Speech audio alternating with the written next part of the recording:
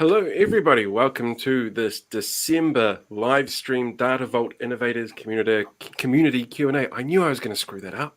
There's too many hard vowels in there. How is everybody going today? Hey, Paul. Very well, thank you. I'd say, based on the dinging, I'm sure things are doing fine.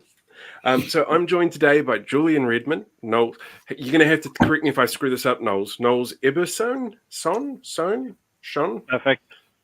Jeffries? Yeah, but something like that.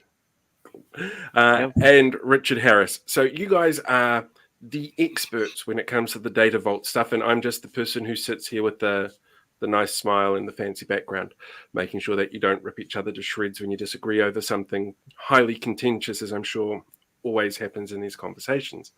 You guys all ready for this and the hard questions that we've got lined up for you? Ready to go. Absolutely. Cool. Absolutely. Very cool. So I'll ask the question first, and then whoever wants to tackle it, I think, could probably jump in on this one. And anybody who's watching, which number is very low at the moment, but anybody who wants to leave a message or anything like that can. We get those here as well, so we can ask those questions if they pop up, and I'll pull it up on screen so you guys can see it as well if somebody asks a question in the YouTube live stream. Super easy. So the first question I've got here is, what are the use cases for Data Vault? Well, I think I can probably kick us off on this one. So there's a couple, actually. We're seeing some traditional ones. This week I was speaking to a client. We were actually recording a podcast for release very soon as part of our data dialogues. And I was asking about, why Data Vault, why the move to Data Vault? And his answer was quite telling. And that was, well, they had a data warehouse. In fact, he described it as a much loved data warehouse, but it was built over a decade ago. And he said, if you were going to build a data warehouse today, you wouldn't build it the same way that you did 14 years ago. There are just better ways of doing it. So I think for those people who are looking to re-energize their organization and build a replacement data warehouse, Data Vault offers a great deal of advantages. It's agile. It allows you to conform with a lot of requirements that really weren't in consideration, going back even a decade. Things like being able to track lineage through the system, for example. So I think there is still that traditional use case of, I need to build a data warehouse. What methodology am I going to use? The third normal form approach had its day, but it has its problems. It has its challenges, particularly in a modern data environment. And so Data Vault presents an attractive alternative. But we're also seeing now new use cases, things like data migrations.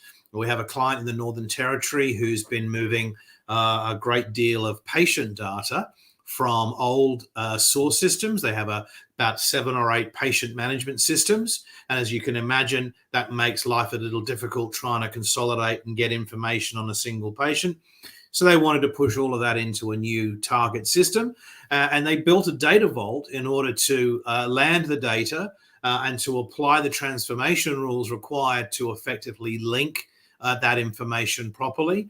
And the auditability of that, being able to track, again, the lineage through and the certainty with which they're getting good linkages of that data, and that the information they're pushing through into the new target system is as accurate as can be. And that's been such a successful project, in fact, that we're about to start working with the same, with a related team, but still in the Northern Territory, to help the different police departments who, again, are using a number of different systems to move to a single platform to realize those opportunities of operational efficiencies by having a single source of truth, as it were. So they're probably the two that pops for me right now. Yeah. I was just kind of wondering that lineage is obviously very important if you're dealing with something like medical data, because obviously you have to be able to track that from all over the place. Like the end user, for example, could have moved all over the country, and you still need to be able to track where that information is from. Is that lineage element something that people just haven't really given much thought about? It's more of a new outlook on how technology can work and how data can move around. It's been. I'll grab this, Rich. It's been It's been a main part of information governance for quite a while now. It's really about proving the veracity of information. So, knowing where it came from, what happened to it on its journey, and then what it can be used for. The problem is in the past, it's been manually stitched together. And now, through the combination of Vault and the automation tools that are used, and the power of the metadata tools, a lot of that stuff can actually be automated, and you can get lineage that gives you that end-to-end view. So that's pretty important. Just back to the original one, I think the other use cases, just quickly, a data vault is a great archive. It's a historical store of all source system facts over time, which means that you can use that as a way to decommission old applications as well, because all of that data is still there, still available. So as people do system migrations and try and modernize their application landscape, often they find themselves still maintaining an old system because they still sometimes need to access that data. Vault gives them that as well. So it is a warehouse, a migration platform, and an archive all in one, which solves a lot of business use cases.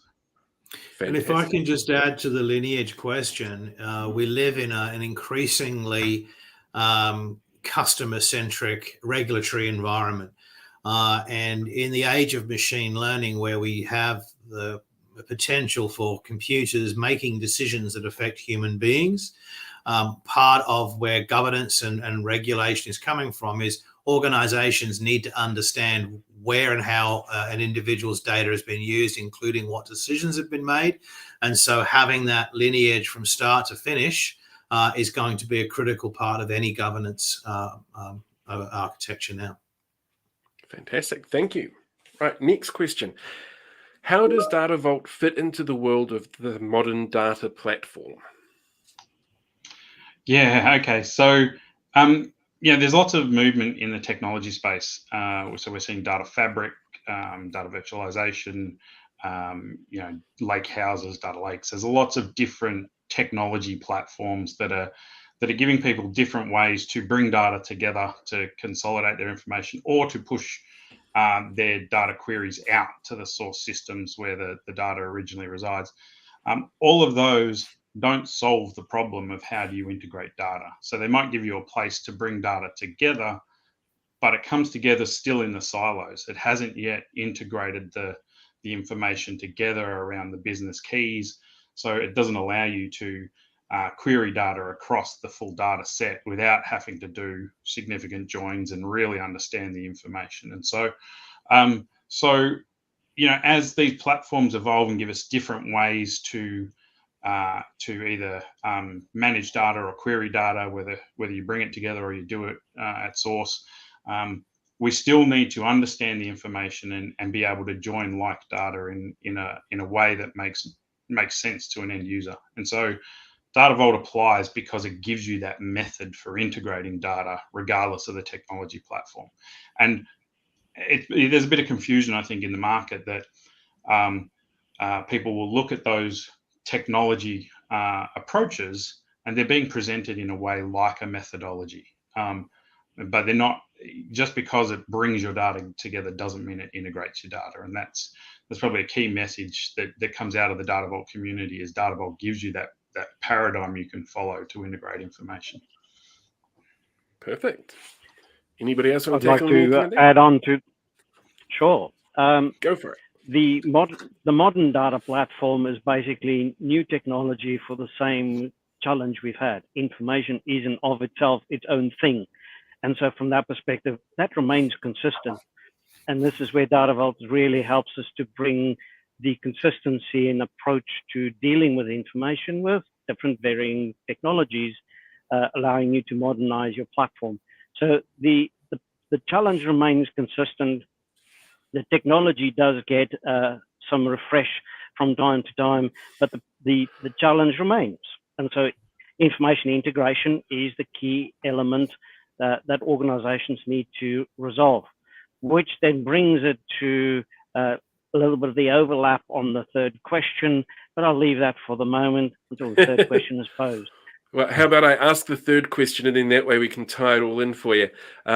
The data virtualization and data fabric vendors say that their AI can dynamically build a data model. Does that do away with the need for data modeling methodologies and expertise? The short answer would be no. I'm Probably home. All right, we'll see you later. Yep. There's two implied questions in there. Is is the AI actually there and capable, and then can it understand the information to a level that would actually allow it to create a usable data model? And I guess the first one is AI is evolving. Right now, there's very small bits of it, and maybe some of that is helping in some places to join, tables maybe with exactly the same column name or those sorts of things, are looking at the data and going, that is exactly the same. But nothing replaces the knowledge of an SME.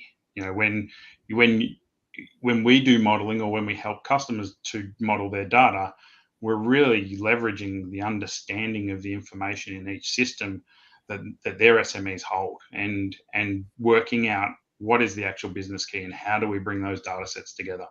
And AI is not at the level to do that yet. It doesn't mean it'll never happen, I guess, but Nols, I'm sure you've got a bit more to add to that. AI is entirely beholden to metadata. So metadata is that which describes the data you deal with. When can we use it? Where can we use it? Who owns it? What's it used for? When can't I use it? What's its definition? Where do I find it? It's entirely beholden to that being available.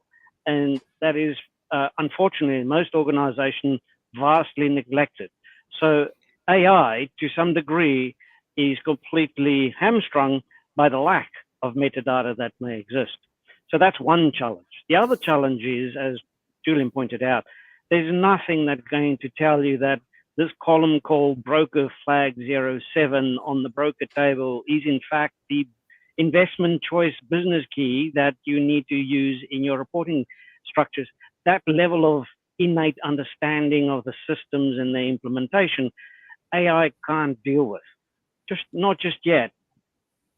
But it's probably one of those things it'll rarely, if ever, be able to guess that such. So there is a limit to what that could achieve.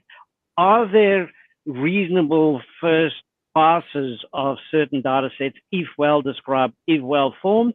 Sure, but you cannot go away without the necessary subject matter expertise to vet what has come out of those algorithms at this stage. So I don't need to worry about a Terminator showing up anytime soon with AI algorithms. I don't need to freak out that much yet. Not quite at that stage yet. No.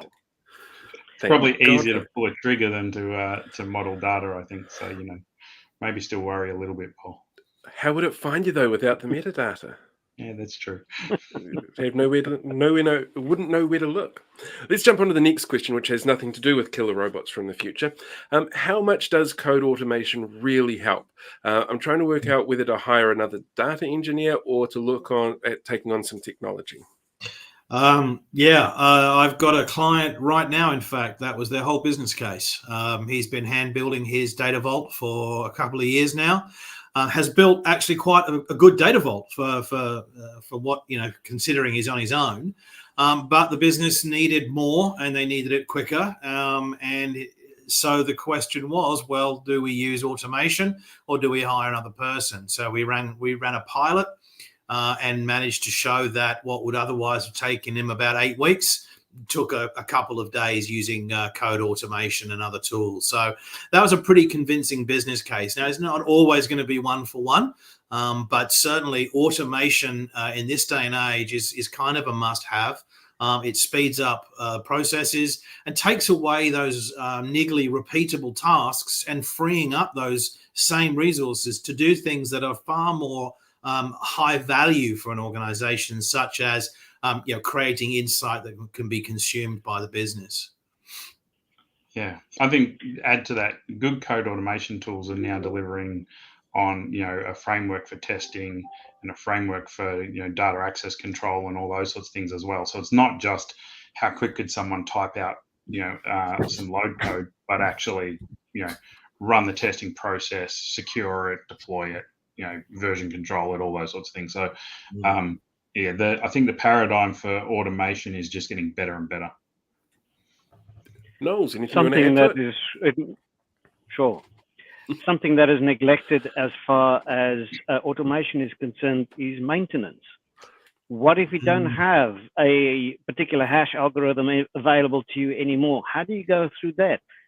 If you have a mature data vault that has, say, a couple of hundred or maybe a couple of thousand tables or processes associated to it, how do you manage that? So maintenance is not just about development, testing, and deployment, but it's maintenance over time. Again, where code automation really starts to shine and becomes a hygiene process as opposed to a major initiative or project.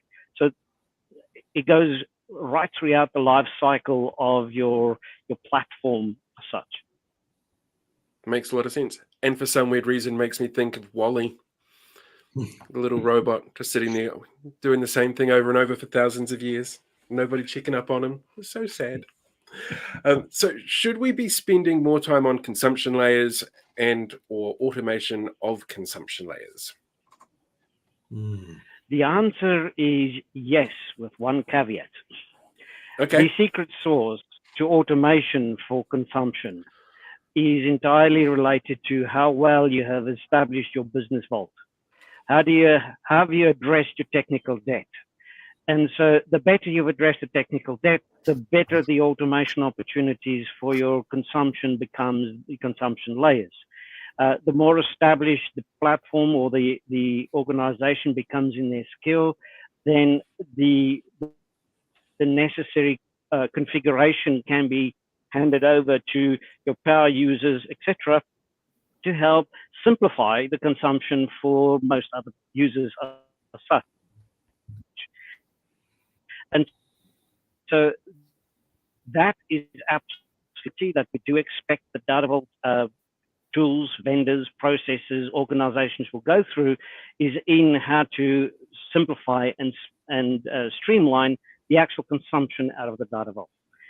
So for a lot of organizations, data vault is still a new topic. So how to get things into vault is very much top of mind.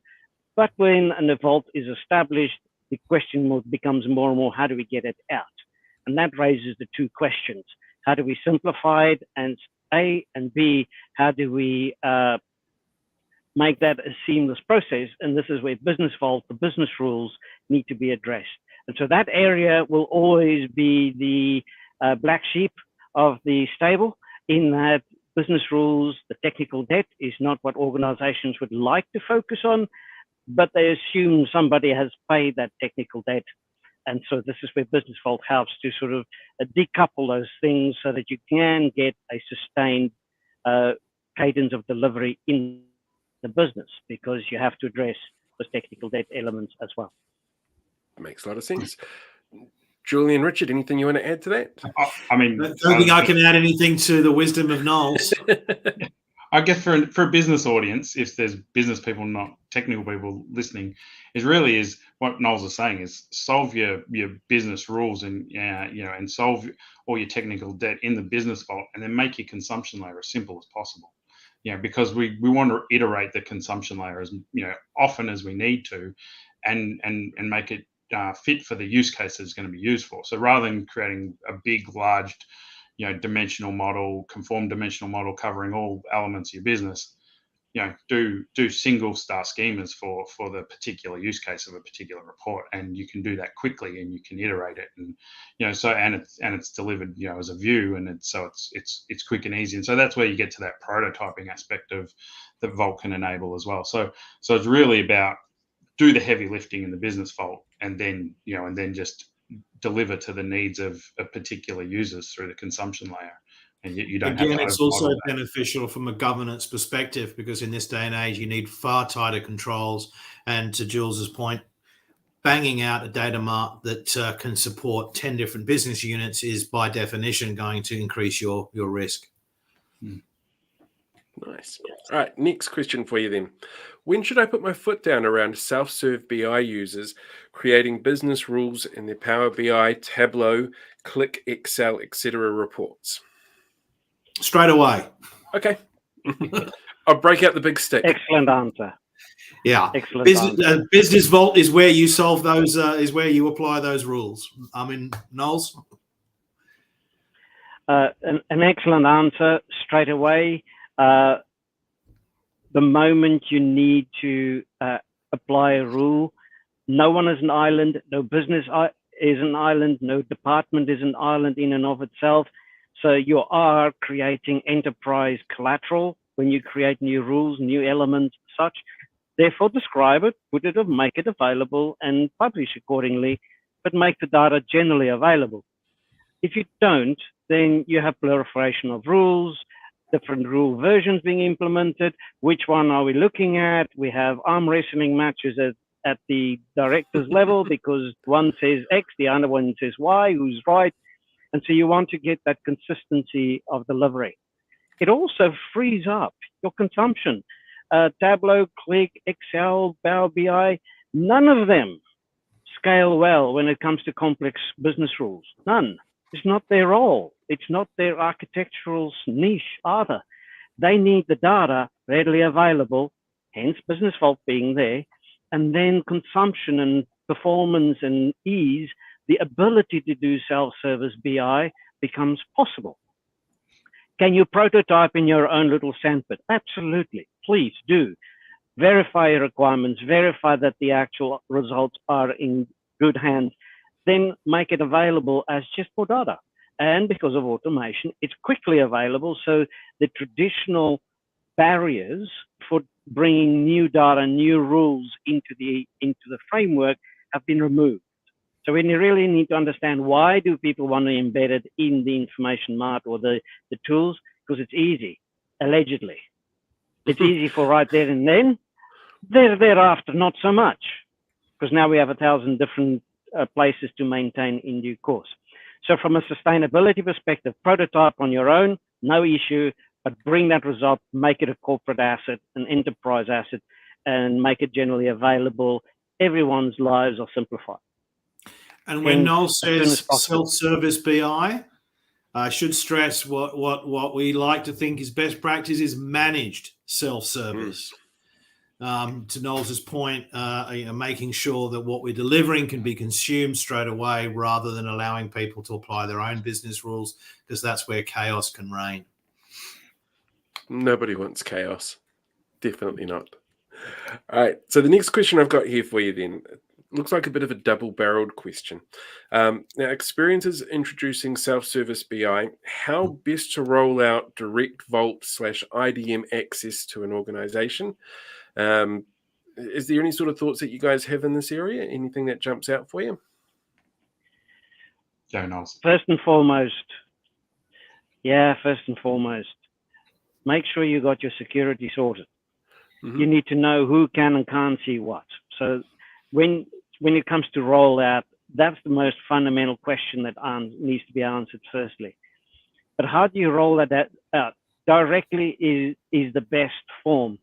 If the data is sufficient to deliver on the product, by all means do so as quickly as possible. Build your prototypes, bring it through, and deliver in thin slices. As progressively more requirements become available, of course, go through with it. There is some education required, because you do have a few things that change along the way that need to be well understood. And so if you are doing a business rules or doing self-service BI, the insight, please don't stick the rules in the information mart, bring it to Business Vault. There's a change in how we've done stuff traditionally in the past. So there is change management involved, there is education involved, and you need to demonstrate this, because the audience out there is suitably and well-founded skeptical. And so bring the evidence. And so the only way to do so is to walk the walk, talk the talk, and deliver as quick as possible. Prototyping is a fantastic mechanism to help the business to cut their teeth on these things. Now, some of the questions that would be tangential to this is, but woe be me, look at all the tables that Data Vault produces. And so I always counter that by saying, well, if I look at actually an enterprise say, federated dimensional data warehouse, which is traditionally what sometimes would occur. You know, you got lots of different businesses, lots of different data, so we just loosely federate them. They have as many or more. Was this all designed by Star Trek fans? Talking about federations and enterprises. Is there Klingons in there somewhere I should be worried about? Yes, the Klingons are called business rules. You need to deal with them specifically. There's special source for them. But from that perspective, there are ways to simplify for the end user what they see and how they interact with the data vault. And so this is where virtual dimensions and facts, or virtual marts based on structures like point-in-time and breach tables that take the join complexity, the join performance issues out of the equation, really helps to build that adoption. Now, not every person out there is going to build their own point-in-time and breach table. It requires a little bit of technical nous. And so from that perspective, your power users or some of your technical IT teams may assist in these. But those are technical structures to help deal with simplification and performance. So should not be a really big issue from an end user perspective. Also, to bring it back to an earlier question, that's where automation also plays a great role. Yes, you're generating a large number of tables, but automation makes the job of managing that far, far easier. Anything you want to add, Jules? Oh, they've said enough. I can't add any more after Nols has given that detail. So no, I mean, there is a reason why all the parts of Vault are how they are, and why you need Raw Vault, Business Vault, and information marts. It really progresses to providing the best quality information to the business. So you follow the standards, you get good results. That's the bottom line. All right, I have one more question for you, because we're coming up to our sort of half-hour limit. Obviously, this is a very busy, stressful time of year for everyone, with Christmas coming up. For those that are watching this in the future, this was live streamed just before Christmas. What are some of the things that people can look out for in terms of the data quality or the vaulting that they've got at the moment, or how they've got everything sort of warehoused, that might indicate that they really need to start reconsidering for next year how they go about upgrading their systems, upgrading everything that they've got, or changing how they're going about warehousing and vaulting their data? I mean, I think there's obviously a lot of use cases and a lot of new use cases as well. There's also a lot of in the media right now, privacy issues and hackers, and so doing a data vault review or a maturity assessment on your platforms and on your deployment is a really good place to start, to make sure that you're addressing, the security around your PII data, access control, as Nols was talking about before, those sorts of things. Performance obviously is always a thing, and the cloud platforms are obviously solving a lot of that with just pure grunt. But obviously there's always architectural opportunities to optimize that sort of stuff.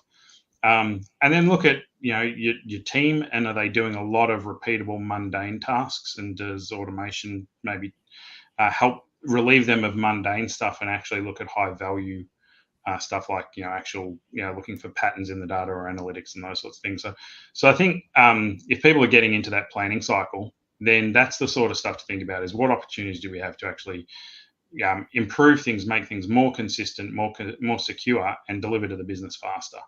And so, we obviously do lots of, data vault reviews for existing data vaults, or we do a maturity assessment for people who are about to embark on that and make sure that they help. So, that's probably our Christmas gift. I'd answer that on the maturity side. Those of us in the data game have been railing up against the fact that the downstream, the business people out there, have not been very aware of data.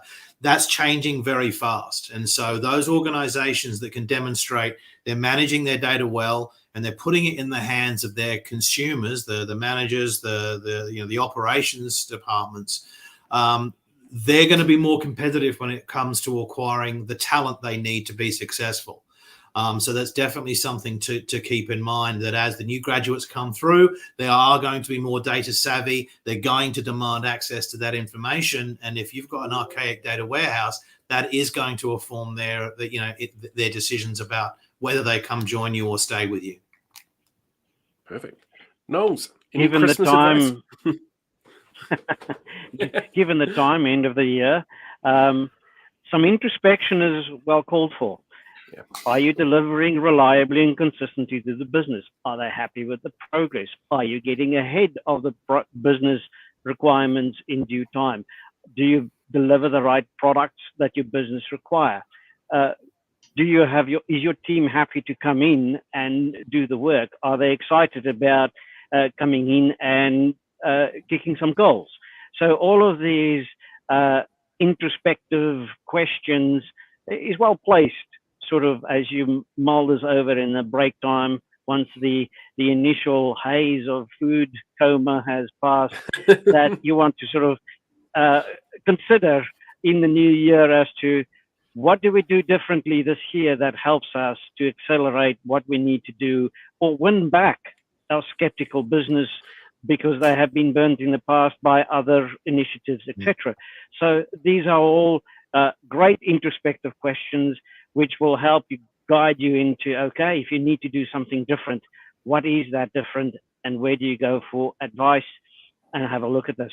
This community being a great place to ask those questions and see if there is any gems result. Fantastic. Thank you very much, gentlemen.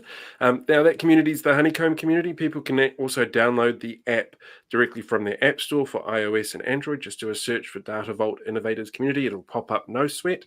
I hope you guys have a great Christmas if I don't get a chance to talk to you before then, and a fantastic new year. Are you planning anything big personally? Going away for it? Staying home? Family at home this year. Family and home? I'm traveling. That's the theme. Yeah. No, I'm going away. It's my wife's 50th as well, so we're heading overseas, which will be fun.